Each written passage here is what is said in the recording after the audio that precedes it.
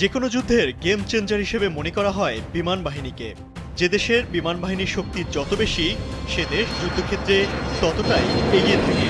যদিও আধুনিক বিমান প্রতিরক্ষা ব্যবস্থা বা এয়ার ডিফেন্স সিস্টেম বদলে দিতে পারে অনেক হিসাব নিকাশ, কিন্তু আধুনিক স্টিলথ প্রযুক্তির পঞ্চম প্রজন্মের যুগে অবশ্য এয়ার ডিফেন্স স্রেফ এক খেলনা ছাড়া কিছুই না। কেননা আধুনিক এসব যুদ্ধবিমান শনাক্তই করতে পারে না বিশ্বের কোনো রাডার। বলা যায় অদৃশ্য যুদ্ধবিমান সব।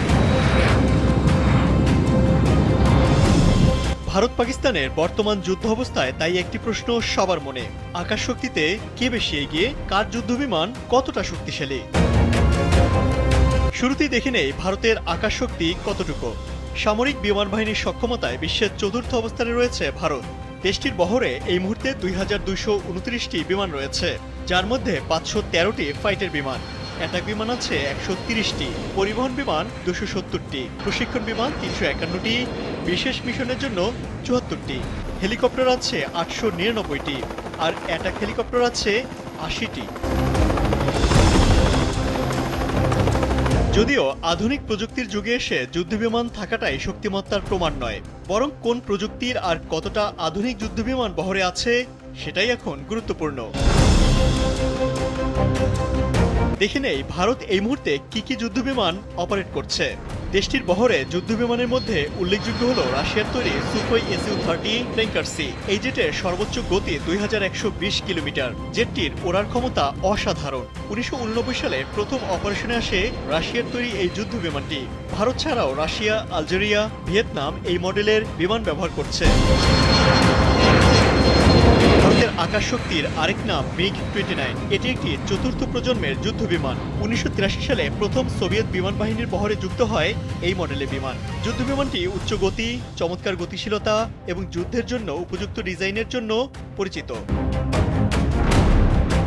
এটি বিশ্বের বিভিন্ন দেশে রপ্তানিও করছে রাশিয়া, যেমন ভারত, সিরিয়া, উত্তর কোরিয়া, ইরান, আলজেরিয়া, ইউক্রেন ও বাংলাদেশ সহ প্রায় 25টি দেশের বিমান বাহিনী এই মুহূর্তে ব্যবহার করছে দুর্ধর্ষ এই যুদ্ধবিমানটি। যদিও আধুনিক যুগে কিছুটা পুরনো হয়ে গেছে যুদ্ধবিমানের এই মডেলটি। গত কয়েক বছরে ভারতের বিমান বাহিনীতে বড় সংযোজন হিসেবে দেখা হচ্ছে ফ্রান্স থেকে আনা রাফায়েল যুদ্ধবিমানকে। এই বিমান পারমাণবিক অস্ত্র বহনে সক্ষম এবং আকাশ থেকে 150 কিলোমিটার দূরত্বে এবং আকাশ থেকে ভূমিতে 300 কিলোমিটার দূরবর্তী লক্ষ্যবস্তুতেও ক্ষেপণাস্ত্র আঘাত আনতে সক্ষম। ভারতের হাতে এই মুহূর্তে 36টি রাফায়েল যুদ্ধবিমান রয়েছে। এছাড়া ভারতের নিজস্ব প্রযুক্তিতে তৈরি সুপারসনিক যুদ্ধবিমান তেজাস থাকলেও এর সক্ষমতা ও শক্তিমত্তা নিয়ে আছে বিস্তর প্রশ্ন। এবার দেখে নেই পাকিস্তানের আকাশ সক্ষমতা কতখানি। সামরিক বিমান বাহিনীর সক্ষমতায় সপ্তম অবস্থানে রয়েছে এশিয়ার দেশ পাকিস্তান।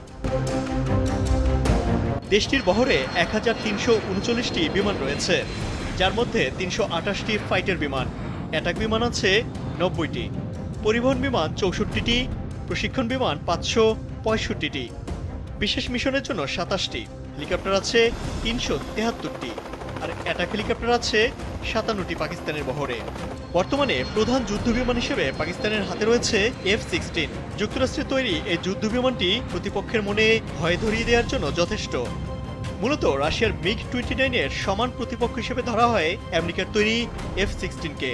এছাড়া পাকিস্তান ও চীনের যৌথভাবে তৈরি JF-17 থান্ডার যুদ্ধবিমানও অপারেট করছে দেশটি। এটি মূলত বহুমুখী একটি যুদ্ধবিমান। এছাড়া চীনের তৈরি 40টি স্টিলথ প্রযুক্তির আধুনিক J-35 যুদ্ধবিমান কিনছে পাকিস্তান। বলা যায় আকাশ শক্তিমত্তায় ভারত ও পাকিস্তান প্রায় সমান সমান।